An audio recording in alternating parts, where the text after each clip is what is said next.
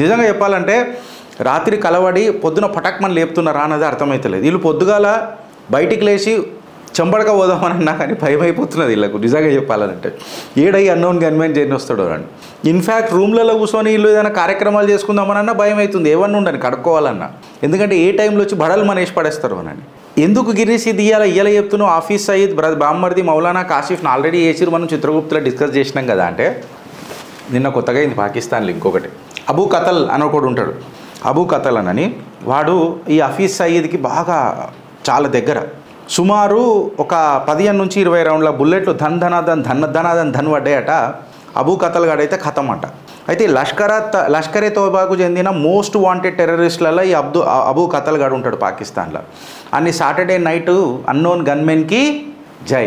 ఒకసారి అన్నోన్ గన్మెన్లు అందరికీ ఒకసారి పాదాభివందనం చేసి ఆ జగత్పిత జగన్మాత ఆశీర్వాదం ఉండాలని చెప్పి పాకిస్తాన్కి శివుడి అంశమై కాలభైరవ రూపంలో వాళ్ళని కాలగర్భంలో కలుపుతున్న ఆ కాలభైరవులకు ఒకసారి పాదాభివందనం చేద్దామని నేను అనుకుంటున్నాను.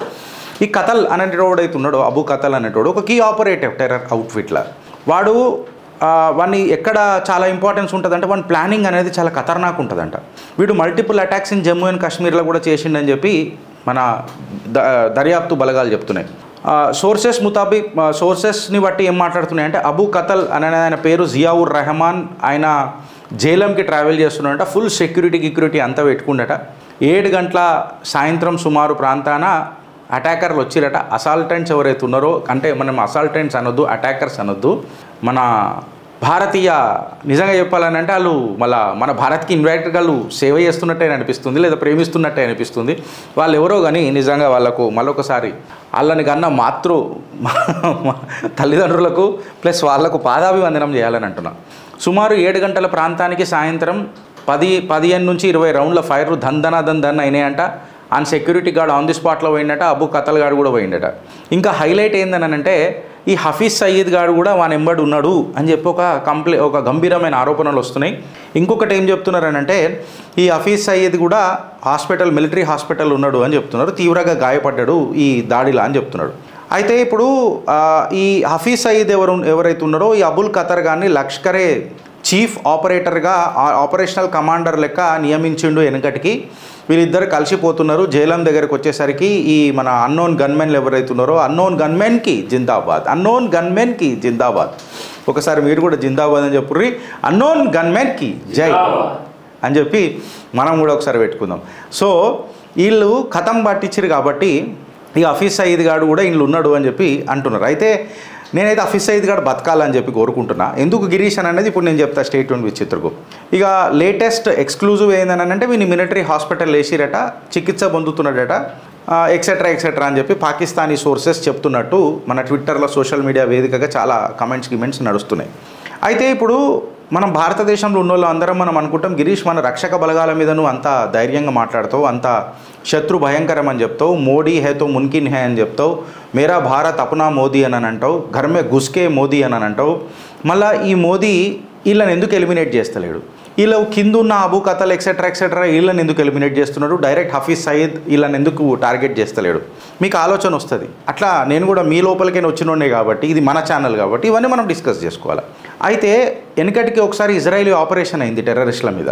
వాళ్ళు కూడా మెయిన్ ఎవరైతే పర్సన్ ఉంటాడో వాడిని కొట్టరు, ఆయన కింద ఉన్న బ్రిగేడ్ని మొత్తం కొడతారు. ఎందుకంటే ఫర్ ఎగ్జాంపుల్ ఇప్పుడు మెయిన్ ఒకడు ఉన్నాడు, హఫీజ్ సయీద్ గారు ఉన్నాడు. హఫీజ్ సయీద్ కానీ టకక్ మన లేపేయంగానే ఏమవుతుందంటే ఈయన కింద ఉన్నోడు పోయి ఈయన పొజిషన్ తీసుకుంటాడు. ఫస్ట్ ఏం చేస్తారంటే ఈయన కింద ఉన్న వాళ్ళని లేపుతారట రక్షక బలగాలు. అంటే నాకు కూడా ఏం తెలియదు, నేను కూడా ఆడాడ చదివే చెప్తున్నా.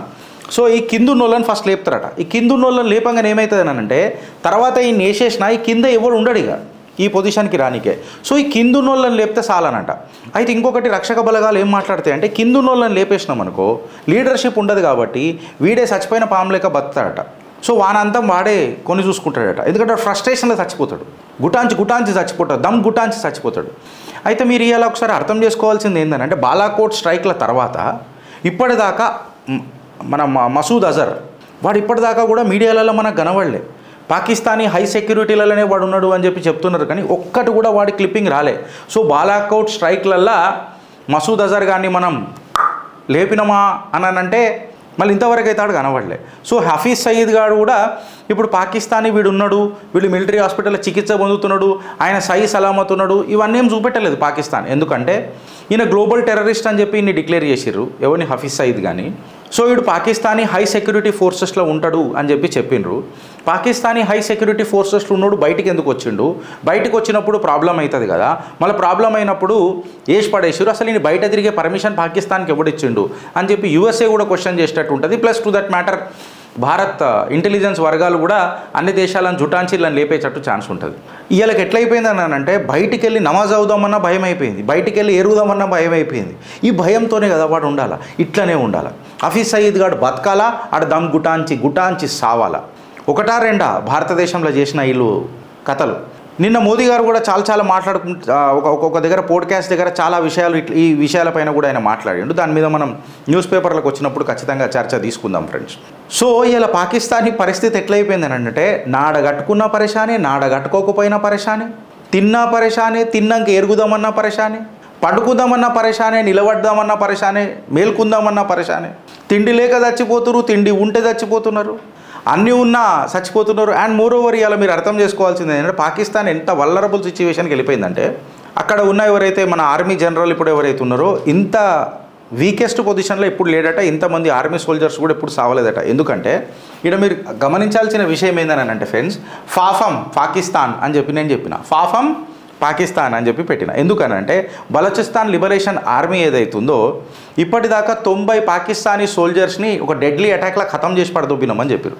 ఏదైతే ట్రైన్ హైజాక్ తర్వాత మన జాఫర్ ఎక్స్ప్రెస్ ఏదో అంటారు కదా, జాఫర్ ఎక్స్ప్రెస్ తర్వాత కంప్లీట్ ట్రైన్ హైజాక్ చేసి నియర్లీ 440 ప్యాసింజర్స్ని హైలాక్ చేసి పాకిస్తాన్ గవర్నమెంట్కే షాక్ ఇచ్చింది. అయితే గిరీష్ ఇప్పుడు ఇన్లేం చూపెట్టబోతున్నావు, నువ్వు ఇది బస్సు పెట్టినావు అని చెప్పి మాట్లాడితే వెనకటికి నా కొడుకులు మన భారతదేశంలో కూడా ఒక పుల్వామా అటాక్ చేసిండ్రు, అంటే ఒక బస్సును వచ్చి ఢీ కొట్టిరు. సేమ్ అట్లనే ఒక పుల్వామా టైప్ ఆఫ్ అటాక్ జరిగిందట. పుల్వామా టైప్ ఆఫ్ అటాక్ జరిగిందట. సుమారు 90 మంది పాకిస్తానీ రక్షక బలగాలు 72 హూర్ ముబారక్ 72 హూర్ల దగ్గరికి దర్శనం కోసం పోయినాయట. మళ్ళా జహన్నుం నుంచి ఇల్లు మన జన్నత్కు పోయిర్రా, జన్నత్ నుంచి జహన్నుంకి పోయిర్రా, బరాల్ అది నాకు తెలియదు కానీ 72 హూర్ దగ్గరికి మాత్రం ఖచ్చితంగా పోయినరు. మళ్ళీ మసూద్ అజర్ గారు కూడా ఇప్పటిదాకా మనకు కనబడలే. సో వాడు 72 హజర్ హూర్ అంటారు కదా, 72 హూర్లకు వాళ్ళది పోయిండా అని అంటే పోయిండొచ్చు. హఫీజ్ సయీద్ గారు కూడా లైన్ కట్టిండా గిరీష్ అని అంటే ఉండొచ్చు. అయితే ఇలా గిరీష్ నువ్వు ఫస్ట్ టైం అంటున్నావు అంటే ఫాఫం పాకిస్తాన్ అంటున్నావు, నేను పాపం అనలే, ఫాఫం పాకిస్తాన్ అని చెప్పిన. ఇప్పుడు వీళ్ళు చెప్పాలనుకున్న భయం ఉన్నది, చెప్పలేకపోయినా వీళ్ళకు ఒక భయం ఉన్నది. ఆ అన్నోన్ గన్మెన్లు ఇప్పటిదాకా మీరు చూస్తే ఫ్రెండ్స్, మళ్ళొకసారి నేను ఆ స్లైడ్ పెడతా. ఆ అన్నోన్ గన్మెన్లకు నిజంగా చెప్తున్నా కదా పాదాభివందనం చేయాలని అంటున్నా. ఇప్పటిదాకా సుమారు కౌంట్ లెక్క పెడితే నా ఉన్న కోడి దిమాకి లెక్క పెడితే ఈ కౌంట్ కంటే ఎక్కువనే ఉంటుంది కానీ తక్కువనే అయితే ఉండదు. 50 కెనడా, జర్మనీ, పాకిస్తాన్ అక్కడెక్కడైతే ఠక్ ఠక్ ఠక్ ఠక్ ఠక్ లేపుతురు చూడు, ఇప్పటిదాకా ఆల్మోస్ట్ ఒక కౌంట్ 50. సో వీళ్ళందరికీ మనము కృతజ్ఞత తెలపాలనా వద్దా? వీళ్ళందరికీ మనము ఒక థ్యాంక్స్ గివింగ్ డే పెట్టుకుందామా వద్దా? సో మళ్ళొకసారి వాళ్ళు ఎక్కడున్నా, సపోజ్ వాళ్ళకు తెలుగు అర్థమవుతుందో లేదో నాకు తెలియదు, తెలుగు అర్థం కాకపోయినా ఎవడికో కొడుకు వచ్చినోడు చెప్తాడు కాబట్టి తెలుగు రాష్ట్ర ప్రజలు, భరతమాత పుత్రులు, ఈ అన్నోన్ గన్మెన్లందరికీ జిందాబాద్ తెలియజేస్తున్నారని చెప్పి ఈ అన్నోన్ గన్మెన్కి జై, భారత్ మాతాకి జై.